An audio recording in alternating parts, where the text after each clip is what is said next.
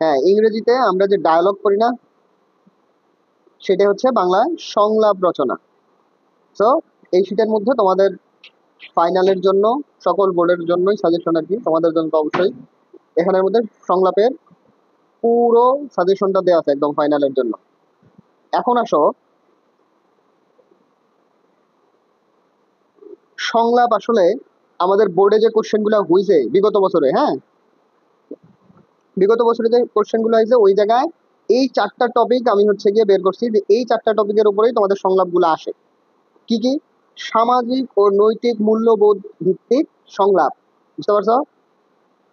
সামাজিক ও নৈতিক মূল্যবোধ ভিত্তিক সংলাপ। আরেকটা কি? সামাজিক সমস্যা ও সচেতনতা বিষয়ক সংলাপ। আরেকটা শিক্ষা ও জ্ঞান ভিত্তিক সংলাপ। এবং লাস্ট ওয়ান সাংস্কৃতিক ও ঐতিহ্য ভিত্তিক সংলাপ। এই চারটা টপিকের উপর বেস করেই বিগত তোমাদের লাস্ট যত পরীক্ষাগুলো হচ্ছে, মানে এইচএসসি এক্সাম গুলো যেগুলো হচ্ছে, সবগুলোতেই এই চারটা টপিকের উপর থেকেই তোমাদের সংলাপগুলো আসতেছে। ঠিক আছে? সো আমরা এই টপিকগুলো যদি একটু বুঝি, তাহলে দেখা যাবে যে এগুলোর উপর বেস করে যদি কোনো আনকমন কোশ্চেনও হয় আমরা লিখতে পারবো। যেমন সামাজিক ও নৈতিক মূল্যবোধ ভিত্তিক সংলাপ কিরকম হতে পারে? নৈতিক মূল্যবোধ কখন ক্ষয় হয় বলো? কখন ক্ষয় হয় বলো? এই যে যেমন মাদক আসক্তির কুফল ও প্রতিকার সম্পর্কে দুই বন্ধুর সংলাপের কথা বলে না, এগুলো কিন্তু ওই টাইপের। তারপরে শিক্ষা জ্ঞান ভিত্তিক সংলাপ কেমন হয়? যেমন এই যে নারী শিক্ষার গুরুত্ব সম্পর্কে বাবা আর মেয়ের মধ্যে সংলাপ। ঠিক আছে? সো এই চারটা টপিকের উপর বেস করেই মূলত তোমাদের সংলাপগুলো আসে। আর এখানে আমি হচ্ছে গিয়ে 7টা সংলাপ দিছি। এই 7টা সংলাপ পড়লে বাকি যে কোনো সংলাপ মনে করো যে এমনি লিখতে পারবা, কারণ এইখানেই তুমি টপিক গুলা পাবা। আর এখানে সংলাপগুলো খুবই মনে করো যে তথ্য নির্ভর। সংলাপ তো সব জায়গায় আছে, নেটে সার্চ দিলেও সংলাপ পাওয়া যায়, তাই না? কিন্তু বিষয় হচ্ছে ওইগুলাতে আউল ফাউল আলাপ বেশি থাকে, বুঝছো? সংলাপগুলো যেগুলো আছে নেটের মধ্যে বা বইয়ের মধ্যে দেখবা একদম মানে ওভারঅল যে একটা মনে করো যে তথ্য উপাত্ত থাকবে, ওই রকম সংলাপ খুবই কম। কিন্তু এই শীটের মধ্যে সে যে 7টা সংলাপ আছে, সংলাপের সবগুলোই দেওয়া আছে এখানে, বুঝছো? এখানে সবগুলোই দেওয়া আছে, আলাদা করে বই খুঁজে পড়ার দরকার নেই। এইখানে একটা সংলাপ পড়লেই বুঝতে পারবা যে কতটা মনে করো যে তথ্য নির্ভর।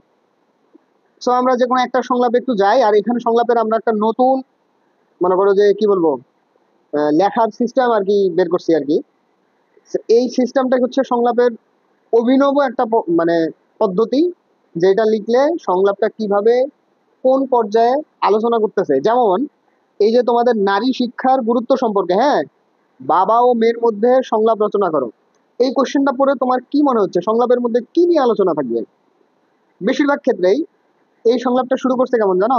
যে মেয়ে হচ্ছে গিয়ে পড়াশোনা করতে যাইতেছে বা স্কুলে যাইতেছে, কলেজে যাচ্ছে, ওর বাবা বলতেছে কলেজে যাওয়ার দরকার নাই, তুমি হচ্ছে গিয়ে বাসায় থাকো, তোমার মা একটু অসুস্থ, তার সেবা যত্ন করো, এত পড়াশোনা করে কি করবা? তখন মেয়ে হচ্ছে গিয়ে বাবাকে বলে না, মেয়েদের পড়াশোনা করতে হবে, এই টাইপ কথাবার্তা।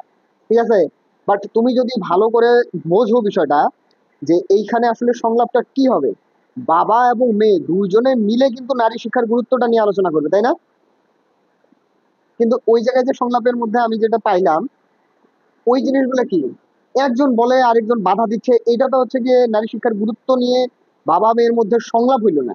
এটা হইলো কি, যে বাবা হচ্ছে গিয়ে নারী শিক্ষার ব্যাপারে উদাসীন, হ্যাঁ, কিন্তু মেয়ে হচ্ছে গিয়ে এই ব্যাপারে খুবই স্ট্রিক্ট, সে হচ্ছে তার বাবাকে বুঝাচ্ছে। সংলাপটা তো ওই লাইনে চলে গেল, তাই না? এবার আসো যে আমার সেটার মধ্যে যে সংলাপটা আছে এইটা একটু দেখি, যে নারী শিক্ষার গুরুত্ব। দেখো নারী শিক্ষার গুরুত্ব সম্পর্কে কোশ্চেন পাইছো? এই যে 1 নাম্বারটা দেখো, মেয়ে কি বলতেছে: বাবা, আজ কলেজে এক আলোচনার সভায় অংশ নিয়েছিলাম, সেখানে নারী শিক্ষার গুরুত্ব নিয়ে অনেক কথা হয়েছে। ঠিক আছে? এবার বাবা বলতেছে, wait, এবার বাবা বলতেছে, হ্যাঁ রে মা, এটা তো খুবই গুরুত্বপূর্ণ বিষয়। তোমার কি মনে হয় এটা কেন এটা জরুরি? দেখছো, মানে দুইজনই বিষয়টাকে কি আলোচনার পর্যায়ে পর্যায়ে নিয়ে আসতেছে, কোনো মনে করো যে ওই আউল ফাউল কাহিনী না, মানে মন চাইলো আমি লিখে দিলাম। তারপরে দেখো কি বলছে, কথাবার্তা খুবই কম। এবার 2 নাম্বারটা দেখো, এখানে একটা যে নতুন পদ্ধতিটার কথা বললাম, যে সংলাপ লেখার নতুন একটা পদ্ধতি, দেখতেছো? দেখো কোশ্চেনে কি, মাদকাসক্তির কুফল ও প্রতিকার সম্পর্কে দুই বন্ধুর মধ্যে একটি সংলাপ রচনা করো, তাই তো? এখন তুমি হচ্ছে শুরু করবা কি, মাদকাসক্তির কুফল ও প্রতিকার সম্পর্কে এই যে দুই বন্ধুর মধ্যে সংলাপ, এটা লাইনটা দিয়ে শুরু করলা, হ্যাঁ।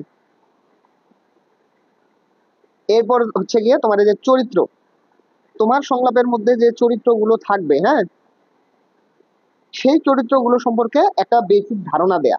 যেমন মাদকাসক্তির কুফল সম্পর্কে দুই বন্ধুর মধ্যে সংলাপ, সো একটা বন্ধুর নাম হচ্ছে আরিফ আর একটা বন্ধুর নাম কি, সৌম্য। ঠিক আছে, আরিফ সম্পর্কে কি তথ্য দিলা, আরিফ সম্পর্কে উচ্চ মাধ্যমিক পরীক্ষার্থী, অত্যন্ত সু অত্যন্ত সচেতন ও যুক্তিবাদী। আর সৌম্যটাকে আরিফের বন্ধু, সে সম্প্রতি তাদের এক পরিচিত জনের মাদকাসক্তির খবরে উদ্বিগ্ন, ওদের পরিস্থিতিটা বুঝাইলা। এবং সেই আলোচনাটা কোথায় হচ্ছে, স্থানটা হচ্ছে কলেজ ক্যান্টিন। কথা বোঝা গেছে? তারপরে শুরুটা কিভাবে হইলো, মাদকাসক্তির কুফল ও প্রতিকার সম্পর্কে দুই বন্ধুর মধ্যে সংলাপ।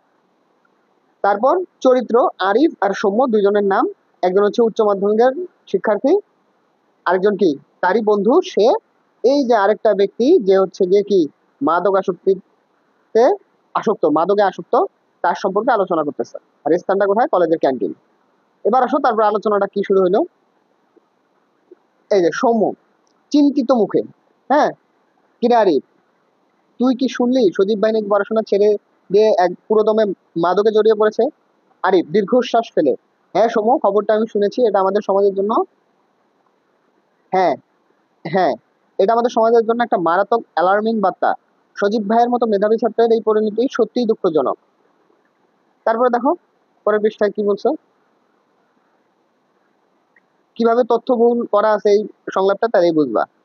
যেমন সময় বলতেছি, ঠিক বলেছিস, মাদক কেন যে এত দ্রুত মানুষকে গ্রাস করে নেয়, এর শারীরিক কুফলগুলোও তো ভয়ঙ্কর, তাই না? এবার আরিফ বলতেছে, একদম, মাদক প্রথমে কেন্দ্রীয় স্নায়ুতে আঘাত করে। প্রথমত এটি রোগ প্রতিরোধ ক্ষমতা, মানে ইমিউনিটি যেটা, হ্যাঁ, তোমাদের ইমিউনিটি লেখার দরকার নেই, আমি সহজে বুঝতে পারার জন্য দিয়ে দিচ্ছি, কমিয়ে দেয়, ফলে নানা রোগের আক্রান্ত হওয়ার ঝুঁকি বাড়ে।